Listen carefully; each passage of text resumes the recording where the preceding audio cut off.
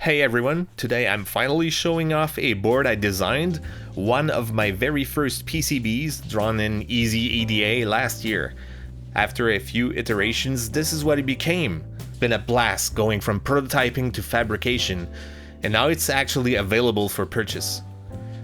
This video is a bit of a detour from my usual content because this board is made for vintage PCs. It replaces a whole mess of cables and keeps everything a PC Gameport can do all in one place, no swapping required. While we're on the topic of PCB design, I also made these MIDI Selector switches. They work with Macs, PCs, and really anything that supports MIDI. You can use them outside of computing too, they just link MIDI cables. I even combined them with the PC Gameport Party setup at home. Stick around and I'll walk through all the use cases. You can grab them at my friend's store jcm-1.com. We just restocked, so they're available as of this video. To start, you'll need an old PC with a DB15 Gameport, typically found on Sound Blaster cards from the late 80s to mid 90s. Most people use these for solo gaming with flight sticks or iconic Graphics gamepads. But what if you had a sibling or a friend and wanted to play local multiplayer? Back then, you'd use a Y-shaped breakout cable to connect two joysticks to one game port. Player 1 used the top pins, player 2 used the bottom pins. If wired correctly, the signals could be split. That's exactly what the PC Gameport Party does. You plug in both controllers, flick the switch to two-player mode, and it mimics those old split cables. There are tons of great joystick-based two-player games. Rampart, Micro Machines 2, Wacky Wheels, Star Control 2 Melee Mode, and Dark Legions. Most people used a keyboard only and maybe one joystick, or the two players shared a keyboard, which was a cramped situation and prone to input locking. Giving both players joystick access levels the playing field.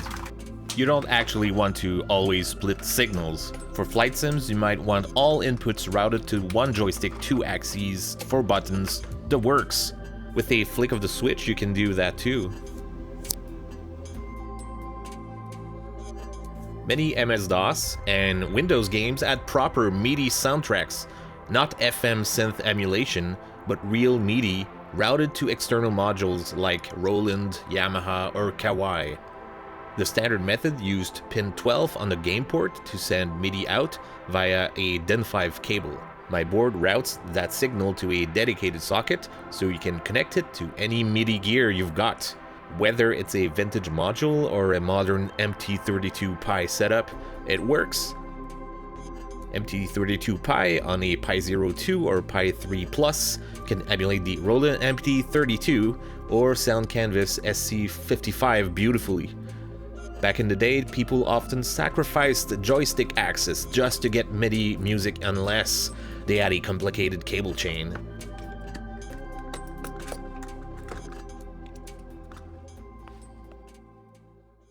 This board gives you both.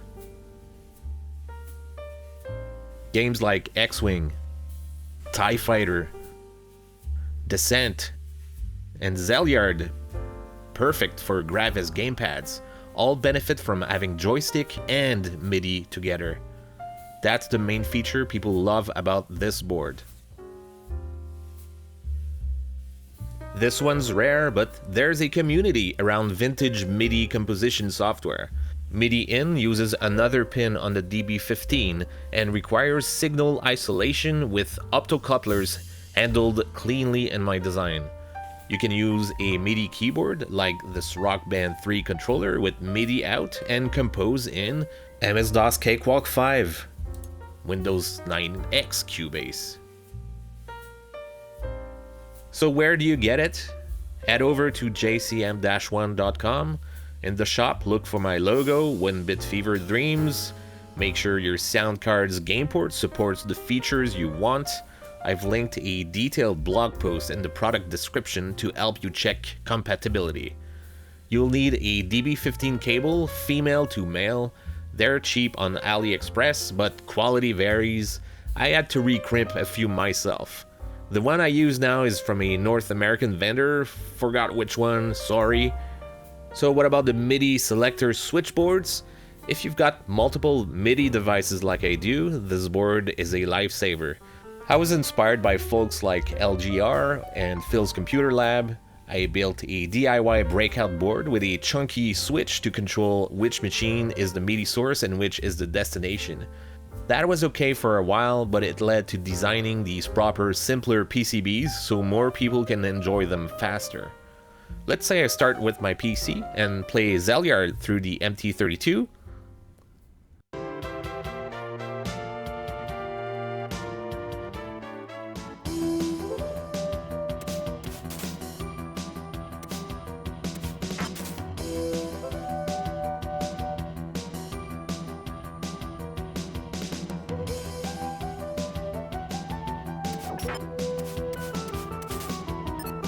Then I switched to Duke Nukem with the sound canvas.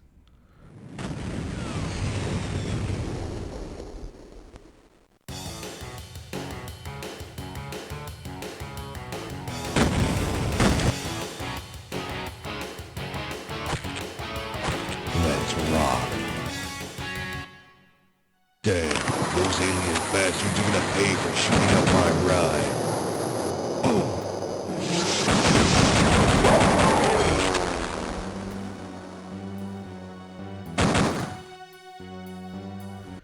And now I want to work on a C project on my Mac Plus and route its MIDI to the same sound canvas.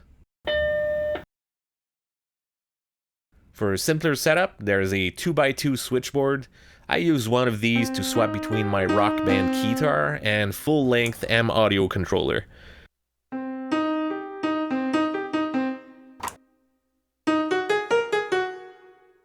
Tie both to the 2x2, then feed that into the 3x3 switch.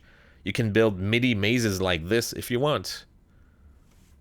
Once I've had my fill of games, I dive into music composition under MS-DOS because I can now, and no one can stop me.